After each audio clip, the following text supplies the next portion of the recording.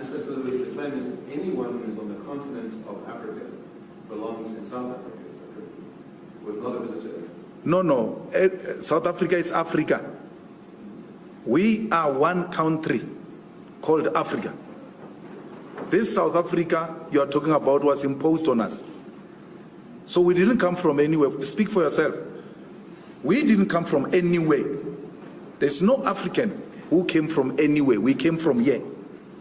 I mean, my Lord, I cannot come from the second bedroom in this house, and then I find you in another bedroom in the same house, and then you say I came from somewhere.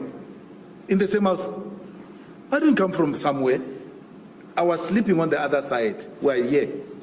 So, we are not visitors. We didn't come from anywhere. This is our continent.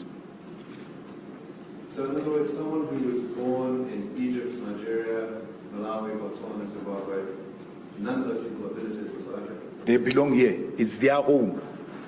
Where Nigerians, Ghanaians, Mozambicans, Zimbabweans, when they are here, they are at home. They should not even for a second doubt themselves.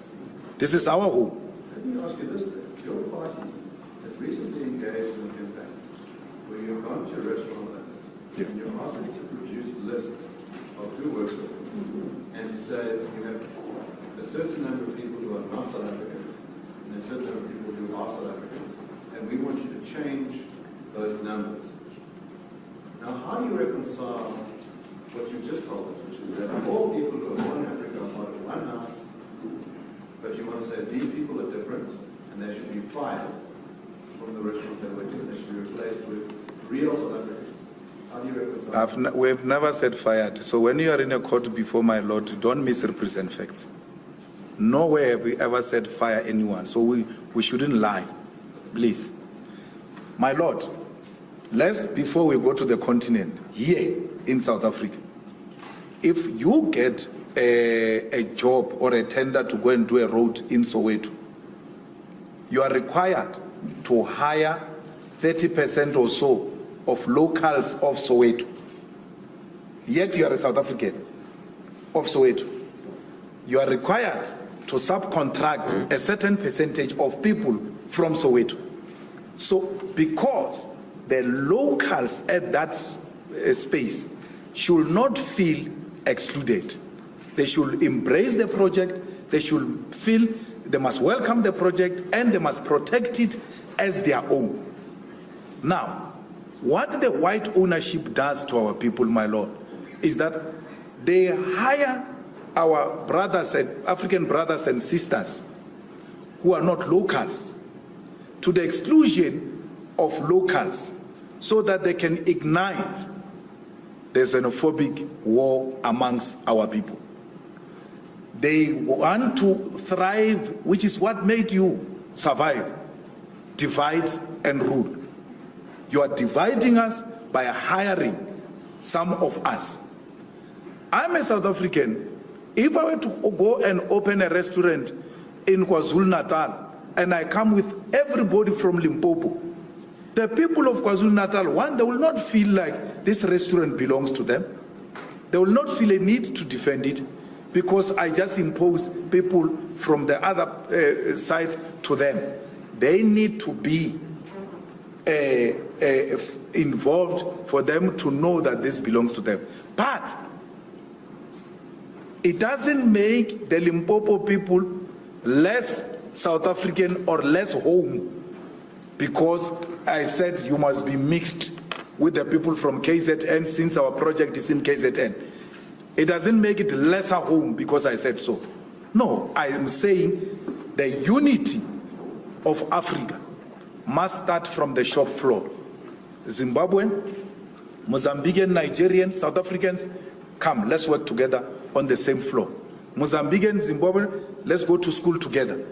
Let's grow up together and know each other so that by the time we defeat these colonial borders, we already have embraced each other and we don't start from scratch. So that's what we're doing. It's in line with what we're saying. We're saying Africa is one. and let One Africa be seen at Cream Restaurant. We're not going to allow the bosses to divide our people by excluding others. So if there is a shop, my Lord, that says here we don't hire Zimbabweans, I will go there and fight with them and say, why would you say that? Why do you classify our people and want to isolate them? It will be a wrong practice. So we are starting, and which is what is offensive. You want to exclude South Africans with African brothers and sisters so they can fight amongst themselves and they remain divided. We are saying, no, come together, work together so that the unity starts at the shop floor. You are not happy with that. Let me put to you what you actually did. Yeah. So, in other words, your party goes to Cream Restaurant and says, we've looked at your books and you employ, let's say it's 25 people who are not South African and 5 people who are South African. We think you should reverse those numbers the next time we come back in 2 weeks. Now, what would it entail? You said, I'm putting words in your mouth about 5. What would it entail to reverse those numbers? But I didn't do that. I didn't go to Cream and say, these are the numbers, and then when I come back in 2 weeks, I want these numbers. No. I said to Cream, I want to look at the ratio of Cream and see if you guys are compliant. And you know, my Lord, in all the restaurants I went, I found them compliant. I found both outside brothers and sisters from other countries and South Africans together on the shop floor. I never said that. You see, you rely on non-existing sources, because I can ask my Lord here that you lead the evidence of me saying that. Read something, because you utter such words to mislead the public. But I know for a fact, my Lord, he can't produce anything to back up what he's saying. And he deliberately says it so that it can spread wrongly in society. That your party did this. There's how wonderful that would be for Cuba. Now that seems to be embracing free markets. No. You can't say that is embracing free markets. Under a communist or a socialist state, there's still an opportunity to develop the productive forces. You have a responsibility to grow your economy. And we know that we exist in a globe today. And for any economy, for it to survive, you require the like-minded forces, even if they are not found in your country, to come and work with you to develop the productive forces. Let's take, for instance, Cuba. What makes Cuba a free market state if it takes a decision to trade with a communist China?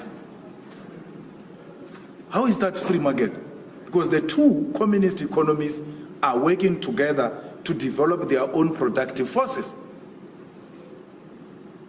So let's try and clarify what your idea is. When you say you want to lift in the embargo, if communist countries trade with each other, in other words, the state owns the resources of the one country, the state owns the resources of the other, yes, they should be free to trade goods between each other.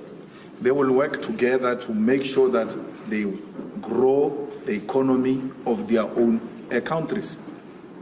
Now, so in a socialist communist state, there is no preoccupation with the so-called trade, because in a capitalist society, that's what preoccupies your mouth.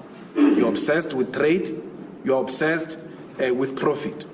So in this context, we are obsessed with development of productive forces for the benefit of all. So trade encourages individualism, where individuals will have to thrive even above the state they belong to. We don't subscribe to that. We subscribe for the common good for all.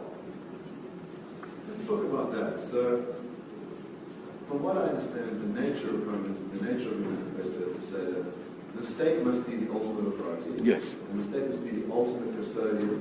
Now, is it of just land or of other property as well? No, land. We own land. Yes, and that which is on top of the land belongs to you. But for you to develop that on top of